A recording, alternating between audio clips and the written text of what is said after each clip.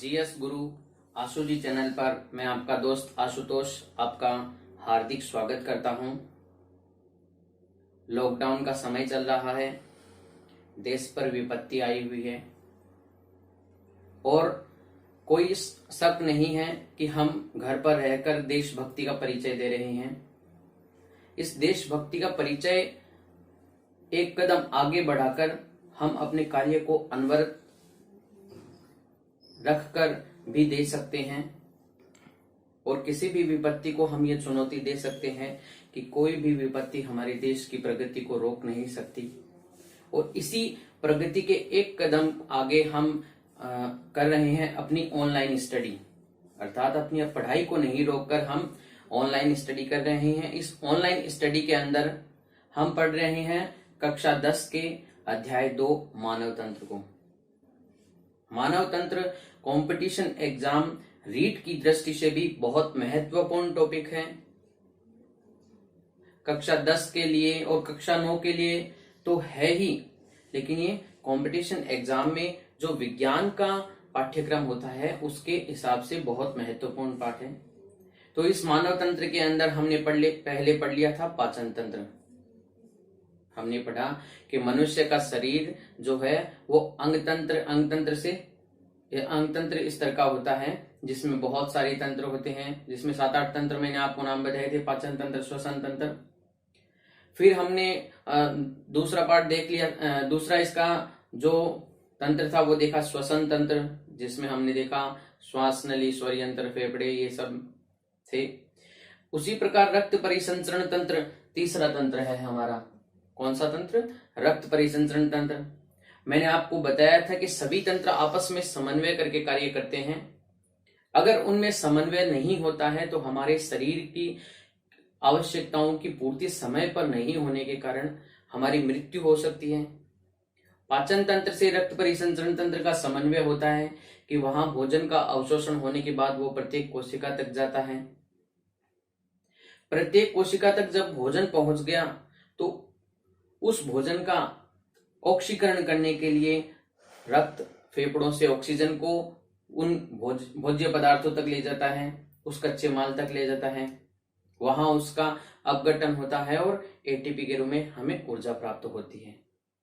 उस श्वसन तंत्र, पाचन तंत्र को देखने के बाद में हमने कल देखा था रक्त परिसंचरण तंत्र।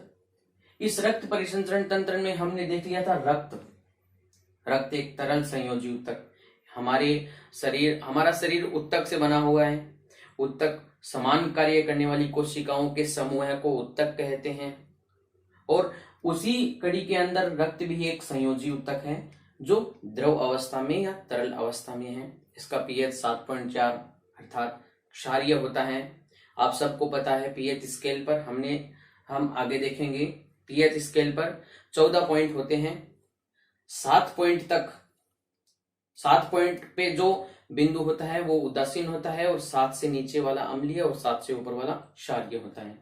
तो रक्त का पीएच जो है वो 7.4 होने के कारण ये क्षारीय है। एक स्वस्थ शरीर में 5 लीटर खून होता है और हमने देखा कि इसका कार्य है ऑक्सीजन को अंगों तक पहुंचाना, पोषक पदार्थों को प्रत्येक कोशिका तक पहुंचाना और वहां से कार्बन डाइऑक्साइड और अपशिष्ट पदार्थों को इकट्ठा करके लाना, शरीर का तापमान स्थिर रखना। तो रक्त हमारे शरीर के अंदर बहुत सारे कार्य करता है। कल हमने देखा था कि रक्त में 3 प्रकार की कणिकाएं पाई जाती है, लाल रक्त कणिकाएं, श्वेत रक्त कणिकाएं या प्लेटलेट्स तीसरी। अब उन लाल रक्त कणिकाओं में हमने देखा कि लाल रक्त कणिकाएं हीमोग्लोबिन युक्त होती है, वो ऑक्सीजन का परिवहन करता है। WBC को हमने देखा हमारी प्रतिरोधक तंत्र का निर्माण करती है। उस WBC में हमने देखा कि WBC 2 भागों में बटी हुई होती है, ग्रेन्युलोसाइट और एग्रेन्युलोसाइट। ग्रेन्युलोसाइट में होती है न्यूट्रोफिल, इओसिनोफिल, बेसोफिल। एग्रेन्युलोसाइट के अंदर होती है मोनोसाइट और लिम्फोसाइट। तो ये जो है हमारे प्रतिरोधक तंत्र का भी एक भाग होती है हमारे शरीर के। और जो प्लेटलेट्स होती है उन प्लेटलेट्स का कार्य होता है हमारे शरीर में रक्त का थक्का जमाना। आज हम पढ़ेंगे रक्त के बाद में, रक्त कोशिकाओं के बाद में, रक्त कार्य के बाद में हम पढ़ेंगे रक्त समूह। इन रक्त समूहों का हमारे जीवन में विशेष महत्व होता है। हमने आम बोलचाल में सुना है कि इसका ब्लड ग्रुप तो ए, इसका ब्लड ग्रुप बी, इसका ए बी, इसका ओ, इसका ए बी पॉजिटिव है, इसका ओ पॉजिटिव है, इसका ओ नेगेटिव है या इसका बी नेगेटिव है। हमने सामान्य बोलचाल में सुना है और हमारे समाज के अंदर जागरूकता आई है तो लोगों ने रक्तदान करना भी शुरू किया है। तो रक्तदान करने के कारण ब्लड बैंक सबसे पहले हमारा ब्लड ग्रुप चेक करती है और हमें बताती है। ये ब्लड ग्रुप क्या चीज है, इस ब्लड ग्रुप का क्या महत्व है हमारे शरीर के अंदर, ये हम समझेंगे। आज देखते हैं ये ब्लड ग्रुप पहले तो होता क्या है, ये A B C D I कहां से। तो हम देखते हैं कि रक्त समूह है, मनुष्य के अंदर रक्त समूह है, दो प्रकार के पाए जाते हैं। एक तो पाया जाता है ए बी ओ रक्त समूह है, एक तो पाया जाता है ए बी ओ रक्त समूह है और एक पाया जाता है आर एच समूह है। ये आर एच समूह और ए बी ओ रक्त समूह है जो है वो हमारे रक्त के ब्लड ग्रुप का या रक्त समूह का निर्धारण वहां होता है कि हमारा ब्लड ग्रुप ए है या बी है या ए बी है या ओ है। देखते हैं ए बी ओ रक्त समूह है, ए बी ओ रक्त समूह में 4 प्रकार के ब्लड ग्रुप बन सकते हैं, ए बी, ए बी और ओ।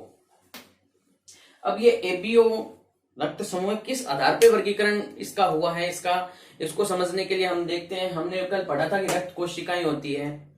रक्त कोशिकाओं में पहली कोशिका कौन सी थी, लाल रक्त कणिका, जिसका जीवन काल 120 दिन का था और अपना 120 दिन का जीवन काल करने के बाद में वो स्प्लीन में विघटित हो जाती है। उसी लाल रक्त कणिकाओं से इन रक्त समूहों का सामंजस्य है कि लाल रक्त कणिकाओं के ऊपर प्रतिजन पाए जाने के हिसाब से ये रक्त समूह निर्धारित होते हैं।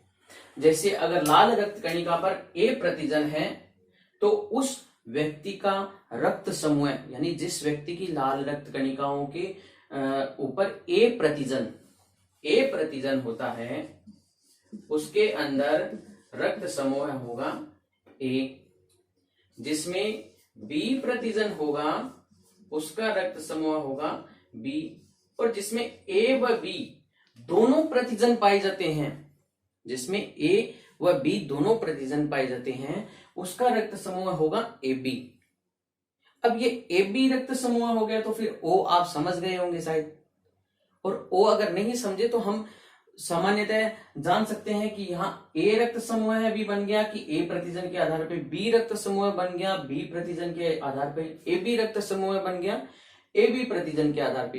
तो ए पर ओ पर फिर कौन सा प्रतिजन होगा, ओ पर कोई प्रतिजन ही नहीं है, इसलिए ही वो ओ रक्त समूह है। तो इस पे कोई प्रतिजन नहीं पाया जाता, इसमें कोई प्रतिजन नहीं पाया जाता। अब आगे ए बी ओ रक्त समूह समझने के बाद में हम दूसरा देखते हैं आर एच रक्त समूह है। ये आर एच रक्त समूह जो है ये भी विशेष महत्व रखता है और इसका बहुत सालों बाद में ज्ञान हुआ रक्त समूह का। इसमें आर एच अर्थात ये आर एच रक्त समूह किस आधार पर निर्धारित होता है कि ये भी आरबीसी के आधार पर ही निर्धारित होता है। रक्त कोशिकाओं में आरबीसी पर अगर आर एच रक्त समूह है तो किसी व्यक्ति के अगर आर एच समूह उपस्थित है तो उसको कहेंगे आर एच पॉजिटिव, और किसी के नहीं है तो उसको हम कहेंगे आर एच नेगेटिव।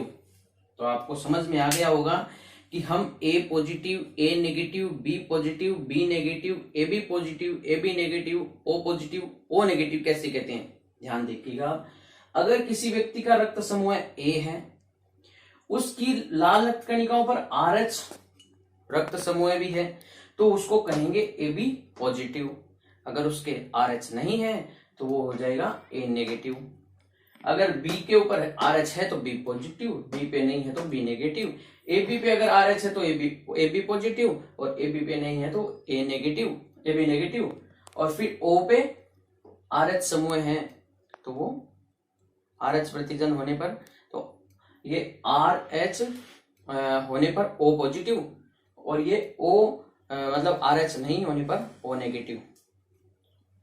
देखते हैं आगे।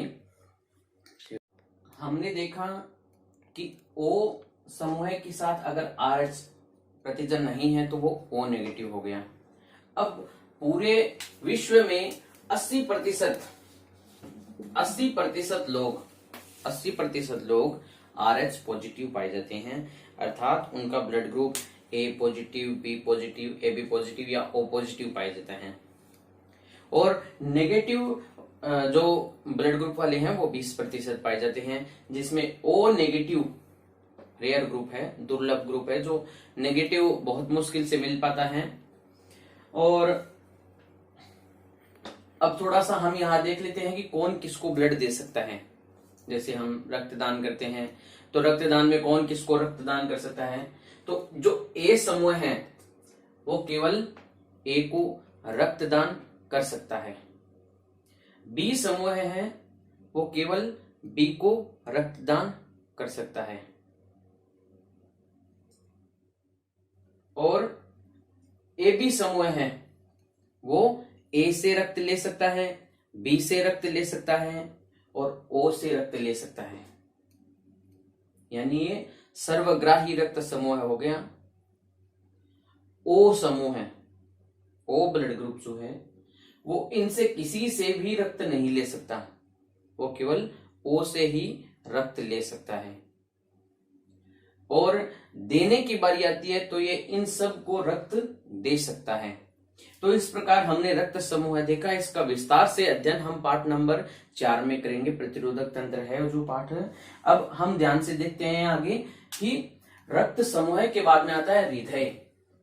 इस हृदय को हमने बहुत जटिलता से सुन रखा है, बाकी हृदय कोई जटिल संरचना नहीं होती है इतनी। इस जटिल संरचना को हम सरल तरीके से समझते हैं। मैं आपको प्रतीकात्मक रूप से एक छोटा सा चित्र बना के दिखाता हूं।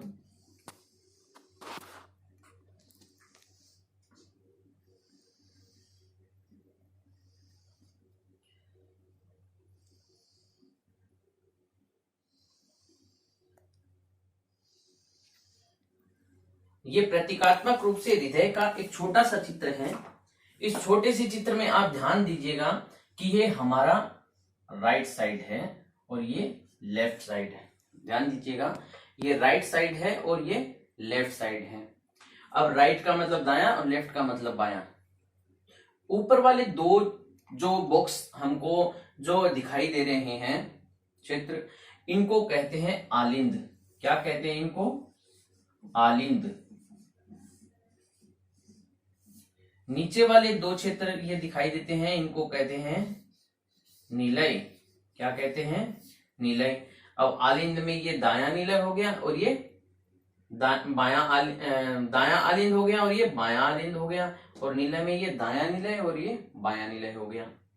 अब समझने की बात, हम यहाँ केवल हृदय की संरचना देख रहे हैं, इसका विस्तार से अध्ययन हम आगे देखेंगे। अब हम यहाँ देख रहे हैं ये दायां आलिंद, ये बायां आलिंद, ये दायां निलय, ये बायां निलय। ठीक है। और इस दाएं निलय और दाएं आलिंद के अंदर होता है अशुद्ध रक्त। अशुद्ध रक्त, और बाएं आलिंद और बाएं निलय में होता है शुद्ध रक्त। अब सबसे पहले मैं शुद्ध और अशुद्ध रक्त बता देता हूं। शुद्ध रक्त वह रक्त होता है जिसमें ऑक्सीजन भरपूर होती है, यानी वो ऑक्सीजनित होता है, फेफड़ों से आया हुआ रक्त होता है। और अशुद्ध रक्त वह रक्त होता है जिसमें कार्बन डाइऑक्साइड ज्यादा होती है, जो अंगों से आया हुआ रक्त होता है या हर कोशिकाओं से आया हुआ रक्त होता है, तो वो अशुद्ध रक्त होता है। छोटी सी संरचनाएं आपको बहुत सरल भाव से, आप परीक्षा की दृष्टि से अगर ये भी चित्र बनाते हैं तो आपका सफल माना जाएगा चित्र, और आपको अंक मिलेंगे पूरे, लेकिन नामकरण आपको पूरे करने पड़ेंगे। ये आपको करना पड़ेगा बायां आलिंद, दायां आलिंद, ये दायां निलय और बायां निलय। ठीक। अब इसमें 4 जैसे कोष्ठ हैं, उसी प्रकार इसके अंदर 4 प्रकार की नलिकाएं भी होती है।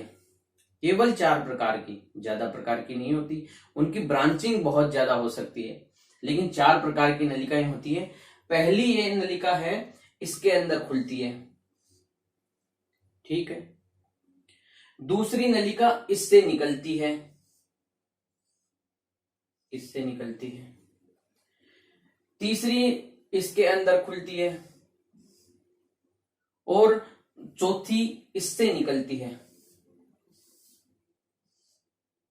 आप सामान्य तरीके से ध्यान से समझना, केवल इसमें 4 प्रकार की ही नलिकाएं, 4 प्रकार की वाहिनियां होती है।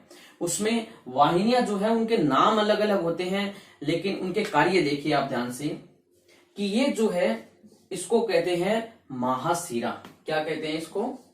महाशिरा। और ये जो आई है इसको महाशिरा कह दिया, और इसके विपरीत दिशा में जो है उसको कहते हैं महाधमनी। उसको कहेंगे महाधमनी, यानी दाएं आलिंद की जो नली प्रवेश या वाहिनी प्रवेश करती है वो तो हो गई महाशिरा, और जो बाएं निलय से जो निकलती है बाहर की ओर वो हो गई महाधमनी। अब थोड़ा सा परिवर्तन हम देखते हैं इनमें, दाएं निलय में और बाएं आलिंद में थोड़ा सा परिवर्तन। क्या? ये जो यहाँ पे मतलब ये जो नलिका आती है, इस नलिका का नाम है फुफ्फुसीय शिरा, और इस नलिका का नाम है फुफ्फुसीय धमनी। ध्यान से देखिए, एक हृदय है, उसके 4 कोष्ठ है, 1 2 3 4, ठीक है। उसमें 4 नलिकाएं हैं। पहली है महाशिरा दाएं आलिंद में, बाएं निलय में महाधमनी, दाएं निलय में फुफ्फुसीय धमनी, और बाएं आलिंद में फुफ्फुसीय शिरा। ये 4 जो है वो मुख्य नलिकाएं होती है। अब इनका कार्य क्या होता है, ध्यान से देखिएगा आप। कार्य ये होता है कि ये महाशिरा जो है वो पैर से लेकर मस्तिष्क से लेकर जितना भी अशुद्ध रक्त होता है, उस अशुद्ध रक्त को इस महाशिरा के अंदर, सभी छोटी सिरिकाएं शिराएं इस महाशिरा के अंदर डाल देती है, और वो रक्त पहुंचता है इस आलिंद के अंदर। इस आलिंद के अंदर अशुद्ध रक्त पहुंचता है दाएं आलिंद में, ठीक है। अब ये दाएं आलिंद में जो रक्त आ गया, ये रक्त फिर यहां पे हमको 2 वाल मिलेंगे, 2 वाल। यहां जो वाल पाया जाता है उसको कहते हैं त्रिवलन कपाट, ट्राइकस्पिड वाल्व, और यहां जो वाल पाया जाता है उसको कहते हैं द्विवलन कपाट या बाइकस्पिड वाल्व। ये बाइकस्पिड वाल्व, ये ट्राइकस्पिड वाल्व, ठीक है। अब हमने देखा कि महाशिरा जो है वो पूरे शरीर से अशुद्ध रक्त इकट्ठा करके, अशुद्ध का मतलब जिसमें कार्बन डाइऑक्साइड की मात्रा अधिक होती है, वो रक्त लेकर पूरा दाएं आलिंद के अंदर इकट्ठा करती है। ये दाएं आलिंद में अशुद्ध रक्त इकट्ठा होता है। ये अशुद्ध रक्त फिर इस ट्राइकस्पिड वाल्व से ये अशुद्ध रक्त जाता है दाएं निलय के अंदर, दाएं निलय में जाता है। और इस वाल्व की विशेषता यही है कि ये वाल्व रक्त को दाएं निलय में जाने तो देता है लेकिन वापस नहीं आने देता, यानी इसमें कब्जा संधि होती है, तो गेट एक तरफ ही खुलते हैं, इसके दोनों तरफ नहीं खुलते, यानी बंद हो जाता है जब प्रेशर लगता है। अब यहां हम देखेंगे कि ये जो रक्त इसके अंदर आ गया, इस रक्त का आगे क्या कार्य है? इस रक्त का आगे ये कार्य है कि महाशिरा से आ गया। अब यहां से देखिए एक नली यहां से निकल रही है, ये बाहर, जिसको हमने क्या कहा जिसको हमने फुफ्फुसीय धमनी कहा। ये फुफ्फुसीय धमनी जो है, ये फुफ्फुसीय धमनी अर्थात इसमें इस आलिंद में संकुचन से सारा का सारा रक्त निलय में आ गया। अब इस निलय में संकुचन होकर सारा का सारा रक्त जाएगा फुफ्फुसीय धमनी के द्वारा, कहा जाएगा? फेफड़ों में जाएगा। कहा जाएगा? फेफड़ों में जाएगा। अब जब आपको पता है कि फेफड़ों में जाएगा तो वो कुपिकाओं में फैलकर वहां से कौन सी गैस इकट्ठी करके लाएगा? ऑक्सीजन। वो ऑक्सीजन गैस ब्लड में आएगी और फिर वो शुद्ध होने के बाद में, जो ये रक्त गया फेफड़ों में, वो शुद्ध होने के बाद में फुफ्फुसीय शिरा के द्वारा इस बाएं आलिंद में आ जाएगा। अब बाएं आलिंद में संकुचन से सारा का सारा रक्त जाएगा बाएं निलय में। बाएं निलय में जब रक्त जाएगा तो यहां भी वही बाइकस्पिड वाल्व हैं जो एक तरफा खुलते हैं और दूसरी तरफ में नहीं खुलते हैं, जिसके कारण से ब्लड वापस नहीं जा सकता इसके अंदर, यानी बाएं आलिंद में वापस नहीं जा सकता। अब यहां संकुचन से आलिंद में बाएं में संकुचन से रक्त नीचे आ गया और रक्त बाएं निलय में आने पर बाएं निलय में जब संकुचन होगा तो वो रक्त इस नली में चढ़ेगा। इस नली में चढ़ने पर रक्त, कौन सी नली है ये? महाधमनी। इस महाधमनी में जब रक्त चढ़ता है तो ये महाधमनी आगे जाके दो भागों में बढ़ जाती है, एक ऊपर की तरफ रक्त ले जाती है और एक शरीर में पूरे नीचे की तरफ रक्त ले जाती है। तो इस प्रकार इस हृदय की सामान्य संरचना हो गई। और हृदय जो है वो झिल्ली से ढका रहता है, उस झिल्ली को पेरिकार्डियम झिल्ली कहते हैं, जो इसमें पेरिकार्डियल फ्लूइड भरा रहता है, जो हृदय को धक्का लगने पर भी उसको मतलब धक्का प्रतिरोधी बनाती है, सुरक्षित रखती है। तो इस प्रकार हमने हृदय की एक सामान्य संरचना देख ली, सामान्य संरचना और मोटा मोटा उसका गुण देख लिया हमने हृदय का। अगर आप परीक्षा के अंदर एक साधारण चित्र बनाते हैं, साधारण चित्र के साथ आप जो नामकरण है वो सारे के सारे नामकरण अगर एकदम सही तरीके से करते हैं तो अगर 2 या 1.5 नंबर का चित्र का नंबर है वो आपको 100% मिलेगा। चित्र में सुंदरता जरूर देखी जाती है, लेकिन नाम अगर आपने स्पष्ट लिखे और स्पष्ट समझ में आ रहे हैं तो परीक्षक कोई बेवकूफ व्यक्ति नहीं होता है, वो जरूर समझता है कि विद्यार्थी को ज्ञान है, विद्यार्थी ने सही तरीके से नामांकन किया है, इसलिए वो पूर्ण नंबर देता है। हमने देखा हृदय की संरचना को। हृदय की संरचना देखने के बाद में हम देखते हैं रक्त वाहिनियां, जो रक्त परिसंचरण तंत्र का निर्माण करती है। रक्त वाहिनियां कितने प्रकार की होती है इसमें हमको पता चल रही है। रक्त वाहिनियां कितने प्रकार की होती है? एक तो होती है रक्त वाहिनी शिरा और एक होती है धमनी। अब हमने जो यहाँ अशुद्ध और शुद्ध रक्त लिखा है, उस अशुद्ध और शुद्ध रक्त का मतलब हमने समझ लिया है। धमनी और शिरा में क्या अंतर है ये देखते हैं। धमनी वे रक्त वाहिनियां जिनमें शुद्ध रक्त प्रवाहित होता है, यानी ऑक्सीजनित रक्त प्रवाहित होता है, उन्हें धमनी कहते हैं। इनकी जो वाल होती है, नलिका की भित्ति होती है, वो मोटी होती है, इनमें किसी भी प्रकार के वाल नहीं पाए जाते। और शिरा जो ऐसी रक्त वाहिनियां जिनमें अशुद्ध रक्त प्रवाहित होता है। अशुद्ध रक्त का मतलब कार्बन डाइऑक्साइड युक्त रक्त, वो अशुद्ध रक्त शिरा में प्रवाहित होता है। अब शिरा के अंदर एक तरफा वाल पाए जाते हैं ताकि ब्लड जो है वो हृदय की तरफ प्रवाहित हो, हृदय के विपरीत दिशा में ना जाए। तो इस प्रकार शिरा और धमनी हो गई। और जो बहुत बड़ी धमनी होती है उसको हम कह देते हैं महाधमनी, और जो बहुत बड़ी शिरा होती है उसको कह देते हैं महाशिरा।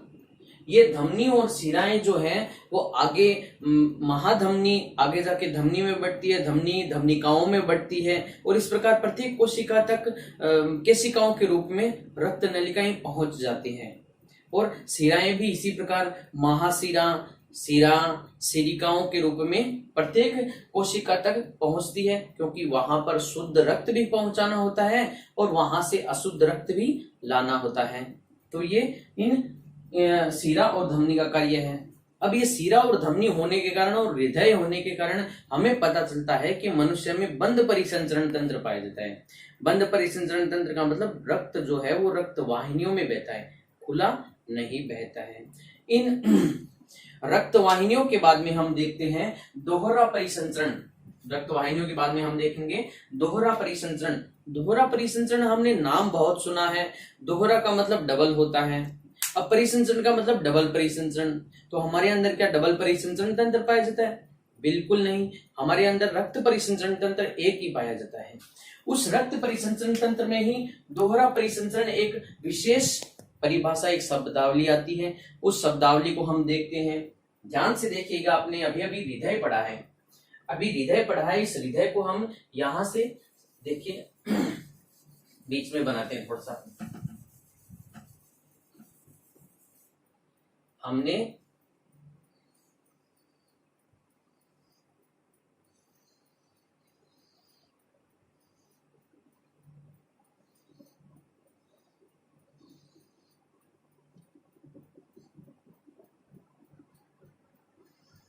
यहाँ पे देखा कि ये तो है राइट ऑरिकुलर यानी दायां आलिंद, ये है लेफ्ट ऑरिकुलर बायां आलिंद, ये है राइट वेंट्रिकुलर और ये है लेफ्ट वेंट्रिकुलर यानी बायां निलय और दायां निलय। हमने यहां से ये भी देखा था कि इससे जो जुड़ती है वो होती है महाशिरा, इससे जो निकलती है वो होती है महाधमनी, और इसके पास जो आती है वो होती है फुफ्फुसीय शिरा, और इससे जो निकलती है वो होती है फुफ्फुसीय धमनी। ये 4 प्रकार हमने देख लिया कि 4 इसमें कक्ष है और 4 नलिकाएं पाई जाती है, 2 प्रकार के इसमें वाल्व पाए जाते हैं, और ये पेरिकार्डियम झिल्ली से ढका रहता है सुरक्षा की दृष्टि से, और एक मांसपेशीय संरचना होता है, हमारी मुट्ठी के जितना बड़ा होता है, लगभग 300 ग्राम वजन होता है इसमें, यानी प्रत्येक व्यक्ति जो है उसकी मुट्ठी के समान ही उसका आकार, लगभग उतना बड़ा ही आकार होता है। ठीक है, ये एक हम समझ सकते हैं हृदय अपने पानी वाले मोटर के जैसे कार्य करता है, पानी की मोटर के जैसे ये पंप का कार्य करता है, जिससे जैसे पानी ऊपर चढ़ता है वैसे ही रक्त इन धमनियों में प्रवाहित होता है, शिराओं से तो वो खुद ही आता रहता है वापिस, है ना। फिर हम देखते हैं दोहरा परिसंचरण। दोहरा परिसंचरण का मतलब ये है कि इस सामान्य भाषा में मैं आपको बताता हूं कि रक्त जो है इस हृदय से 2 बार गुजरता है। एक चक्कर पूरा करने में रक्त को हृदय से 2 बार गुजरना पड़ता है, इसलिए इसको दोहरा परिसंचरण तंत्र कहते हैं। जैसे हम शुरू करते हैं फुफ्फुसीय धमनी से, फुफ्फुसीय शिरा से, फुफ्फुसीय शिरा से यानी फुफ्फुस से,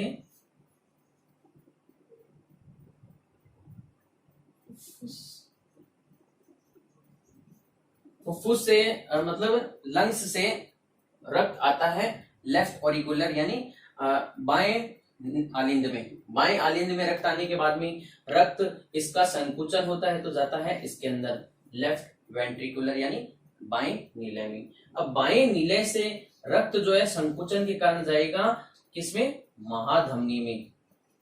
ये महाधमनी जो है वो संपूर्ण शरीर के अंदर रक्त को वितरित करके आएगी। महाधमनी से धमनी, धमनी से धमनिका से केशिकाओं के रूप में। ठीक है, फिर वहां जब सारा रक्त वितरित हो जाएगा तो सारा रक्त वितरित होने के बाद में सब कलेक्ट करके रक्त आएगा महाशिरा में।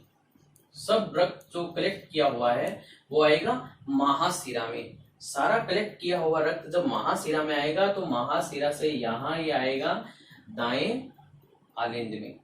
अब दाएं आलिंद में जब संकुचन होगा तो ये दाएं आलिंद में संकुचन से रक्त आ जाएगा दाएं निलय में, और दाएं निलय में संकुचन जब होगा तो ये रक्त जो है वो आएगा इस फुफ्फुसीय धमनी में।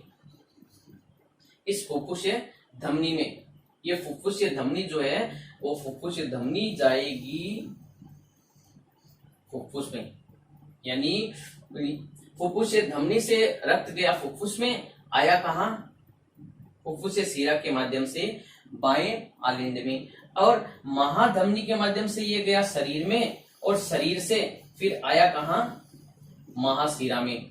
यानी इस प्रकार ये रक्त जो है एक चक्कर में 2 बार हृदय से गुजरने के कारण इसको दोहरा परिसंचरण तंत्र कहते हैं। और ये मनुष्य की दक्षता को बढ़ाने वाला है। ऑक्सीजन की पूर्ति जो है अनवरत जारी रखने के लिए है, जिससे मनुष्य की दक्षता बढ़ जाती है, मनुष्य अधिक कार्य कर सकता है, उसकी सक्रियता रहती है। तो इस प्रकार हमने देखा रक्त परिसंचरण तंत्र। रक्त परिसंचरण तंत्र में हमने रक्त कोशिकाएं, रक्त कार्य, रक्त समूह, हृदय, रक्त वाहिनियां और दोहरा परिसंचरण तंत्र देख लिया। आज का अपना टॉपिक यही कंप्लीट होता है। अब हम आगे देखेंगे कि ये रक्त परिसंचरण तंत्र जो है वो आगे वाले तंत्र के अंदर प्रवेश करेगा, उत्सर्जन तंत्र के अंदर, क्योंकि ये रक्त परिसंचरण के अंदर हमने रक्त का कार्य पढ़ा कि रक्त का कार्य होता है अपशिष्ट पदार्थ CO2 और अपशिष्ट पदार्थों को उचित स्थान तक पहुंचाना। CO2 तो उसने फेफड़ों तक पहुंचा दी, जो हमने श्वसन तंत्र में पढ़ ली, लेकिन बाकी अपशिष्ट पदार्थ को वो किडनी तक यानी वृक्क तक पहुंचाता है। तो हम पहुंचेंगे उत्सर्जन तंत्र में। उत्सर्जन तंत्र को हम अब अगले टॉपिक के अंदर पढ़ेंगे। आज अपना टॉपिक यहाँ तक कंप्लीट हुआ। अगर आपको ये टॉपिक मैं समझाने में सक्षम हुआ हूं तो आप इसे लाइक करें। कोई आपको लगता है कि इससे अच्छी तरह समझ में आया है तो आपको अगर समझ में आया है तो ये चाहते हैं कि आप मेरा कोई साथी इससे लाभान्वित हो तो आप इसको शेयर करें, सब्सक्राइब ऑल करें, जिससे मेरे जो भी वीडियो मैं आपको आपके लिए बनाऊं वो आपको निर्विघ्न रूप से प्राप्त हो। धन्यवाद। जय Hind. Stay home, stay safe.